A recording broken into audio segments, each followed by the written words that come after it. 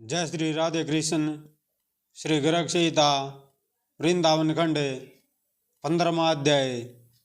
श्री राधा का ग्वाक्ष मार्ग से श्री कृष्ण के रूप का दर्शन करके प्रेम विहलोना। ललिता का श्री कृष्ण से राधा की दशा का वर्णन करना और उनकी आज्ञा के अनुसार लौट कर श्री राधा को श्री कृष्ण प्रीति अर्थ सत्कर्म करने की प्रेरणा देना।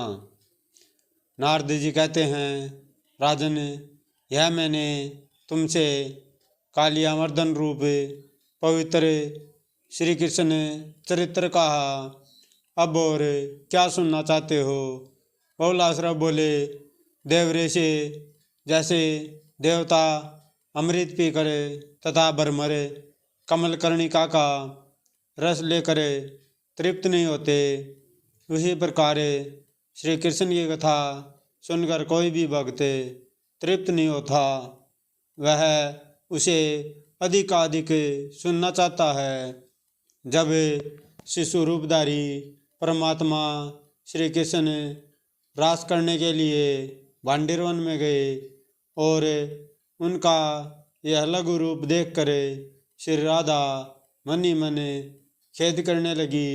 तब देववाणी ने कहा, कल्याणी, सोचना करो, मनोहर वृंदावन में महात्मा श्री कृष्ण के द्वारा तुम्हारा मनोरथ पूर्ण होगा। देववाणी द्वारा इस प्रकार कहा गया, वह मनोरथ का महासागर किस तरह पूर्ण हुआ और उस मनोहर वृंदावन में भगवान श्री कृष्ण किस रूप में प्रकट हुए। उस वृंदा विपिन में साक्षात परिपूर्णतम भगवान ने श्री राधा के साथ मनोहर रास क्रीड़ा किसी प्रकार की। नारद जी ने कहा, राजन, तुमने बहुत अच्छा प्रश्न किया। मैं उस मंगलमय भगवत चरित्र का, उस मनोहर लीलाख्यान का, जो देवताओं को भी पूर्णतः ज्ञात नहीं है, वर्णन करता हूँ। एक दिन की बात है, श्री राधा की दो प्रधान सखियाँ शुभ स्वरूपा ललिता और विशाखा वृषभानु के घर पहुँच कर एकांत में श्री राधा से मिली। सखिया बोली, राधे, तुम जिनका चिंतन करती हो और सवतः जिनके गुण गाती रहती हो, वे भी प्रतिदिन ग्वाल बालों के साथ वृषभानुपुर में आते हैं। राधे, तुम्हें रात के पिछले पैर में जब वे गोचारण के लिए निकलते हैं, उनका दर्शन करना चाहिए, वे बड़े सुंदर हैं। राधा बोली, पहले उनका मनोहर चित्र बना कर तुम शीघ्र मुझे दिखाओ, उसके बाद मैं उनका दर्शन करूंगी, इसमें संशय नहीं है। नारद जी कहते हैं, तब दोनों सखियों ने नंदनंदन का सुंदर चित्र बनाया, जिसमें नूतन यौवन का माधुर्य भरा था। वह चित्र उन्होंने तुरंत श्री राधा के हाथ में दिया। वह चित्र देखकर श्री राधा हर्ष से खिल उठी और उनके हृदय में श्री कृष्ण दर्शन की लालसा जाग उठी। हाथ में रखे हुए चित्र को निहारती हुई वे आनंदमग्न होकर सो गई।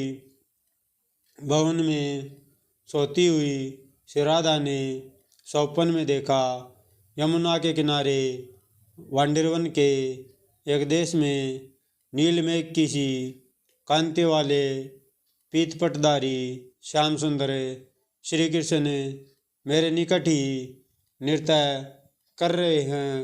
विदेहराज, उसी समय श्री राधा की नींद टूट गई और वे शैया से उठकर परमात्मा श्री कृष्ण के वियोग से विह्वल उन्हीं के कमनीय रूप का चिंतन करती हुई त्रिलोकी को तृणावत मानने लगी। इतने में ही ब्रिजेश श्री नंदनंदन अपने भवन से चलकर वृषभानु नगर की साकरी गली में आ गए। सखी ने तत्काल खिड़की के पास आकर श्री राधा को उनका दर्शन कराया। उन्हें देखते ही सुंदरी श्री राधा मूर्छित हो गई। लीला से मानव शरीर धारण करने वाले माधव श्री कृष्ण भी सुंदर रूप और वेदग्ध से युक्त गुणनिधि श्री वृषभानु नंदिनी का दर्शन करके मन ही मन उनके साथ विहार की अत्यधिक कामना करते हुए अपने भवन को लौटे। वृषभानु नंदिनी श्री राधा को इस प्रकार श्री कृष्ण वियोग से विहिल तथा अतिशय कामजोर से संतप्त चित्त होकर देखकर सखियों में श्रेष्ठ ललिता ने उनसे इस प्रकार कहा। ललिता ने पूछा, राधे तुम क्यों इतनी विहिल मूर्छित बेसुध और अत्यंत व्यथित हो? सुंदरी, यदि श्री हरि को प्राप्त करना चाहती हो तो उनके प्रति अपना स्नेह दृढ़ करो। वे इस समय त्रिलोकी के भी संपूर्ण सुख पर अधिकार किए बैठे हैं। सुबह वे ही दुख अग्नि की ज्वाला को बुझा सकते हैं। उनकी अपेक्षा पैरों से ठुकराई हुई कुमार के आवे की अग्नि के समान दाहक होगी। नारद जी कहते हैं, राजन ललिता की है। ललित बात सुनकर ब्रजेश्वरी श्री राधा ने आंखें खोली और अपनी उस प्रिय सखी से गदगद वाणी में यो बोली। राधा ने कहा, सखी यदि मुझे ब्रजभूषण श्याम सुंदर के चरणारविंद नहीं प्राप्त हुए तो मैं कदापि अपने शरीर को नहीं धारण करूंगी। यह मेरा निश्चय है। नारद जी कहते हैं, मिथिलेश्वर श्री राधा की यह बात सुनकर ललिता भय से विहील हो यमुना के मनोहर तट पर श्री कृष्ण के पास गई। वे माधवी लता के जाल से आच्छन्न और भ्रमरों की गुंजारों से व्याप्त एकांत प्रदेश में कदम की जड़ के पास अकेले बैठे थे। वहाँ ललिता ने श्री हरि से कहा। ललिता बोली, श्याम सुंदर, जिस दिन से श्री राधा ने तुम्हारे अद्भुत मोहन रूप को देखा है उसी दिन से वह स्तंभन रूप सात्विक भाव के अधीन हो गई है। काठ की पुतली की भांति किसी से कुछ बोलते नहीं, अलंकार से अग्नि की ज्वाला की भांति दाहक प्रतीत होते हैं।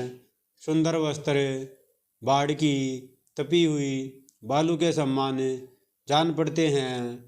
उसके लिए हर प्रकार की सुगंध कड़वी तथा परिचारिकाओं से भरा हुआ भवन भी निर्जन वन हो गया है। हे प्यारे, तुम यह जान लो कि तुम्हारे विरह में मेरी सखी को फूल बाणसा तथा चंद्रबिंब विस्कंदक सा प्रतीत होता है। अतः श्री राधा को तुम शीघ्र दर्शन दो।